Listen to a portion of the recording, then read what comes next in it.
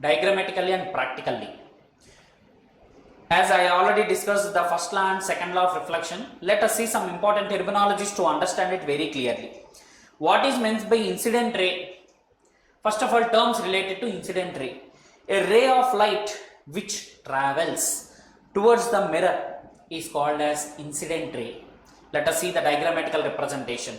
If this is the mirror, a ray which is falling on it, this is called as the incident ray. The ray which is falling on towards the mirror is called as incident ray, denoted with small I. Next, what is meant by point of incidence? I think you might have guessed it. That incident ray, where it is touching the surface of the mirror, that point is called as point of incidence. This is the mirror, this is the incident ray. So here I am rounding off one point. So this point is called as point of incidence. This point is called as point of incidence. The point where a point on the mirror where the incident ray strikes is called as point of incidence. Next, what is reflected ray? A ray of light which bounces off from the surface is called as reflected ray, which is the opposite to incident ray. Incident ray is coming towards the mirror. Reflected ray is bouncing off away from the mirror. Is called reflected ray. Let us see. Again mirror, incident ray, and this is the reflected ray. So this is R, this is I, incident ray and reflected ray. This is the point of incidence. Clear, children? Moving on to normal. Yeah, be normal and listen to normal. The perpendicular drawn at the point of incidence. You know already what is point of incidence. The perpendicular drawn at the point of incidence to the surface of mirror. To what? To the surface of the mirror is called as normal. Let us see where the normal will be. Again the mirror, incident ray, reflected ray. This will be the point of incidence. Now can you tell me where the normal will come? Can you guess? He said from the point of incidence you need to take perpendicular. So obviously here. Let us see whether it is correct or not.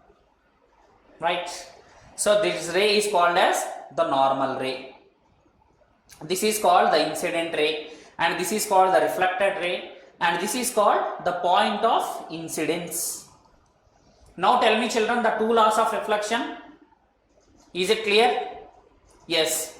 The incident ray, the reflected ray and the normal at the point of incidence lie on the same plane. This represents a single plane. So the second law, we have proved it very clearly. Moving on to next one. Angle of incidence. In the first law I said angle of incidence equals angle of reflection. Let us see what is angle of incidence. The angle made by the incident ray with the normal. The angle made by the incident ray with the normal is called angle of incidence. Let us see diagrammatically to understand it. Mirror, incident ray. So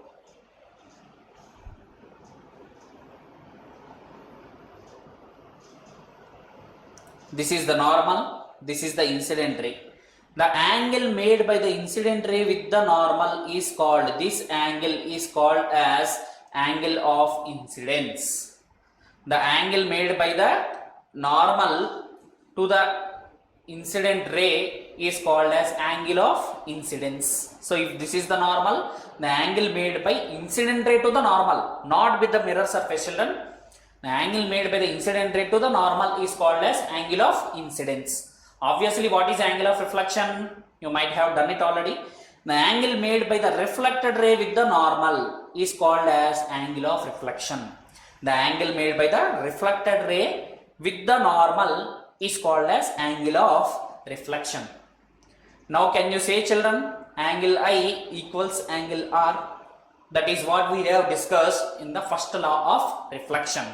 So the angle made by reflected ray with the normal is called as angle of reflection.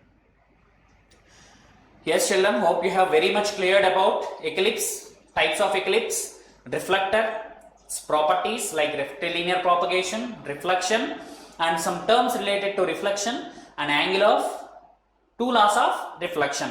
Hope you have enjoyed the session. With more properties, we will come again. Thank you very much. Have a nice day.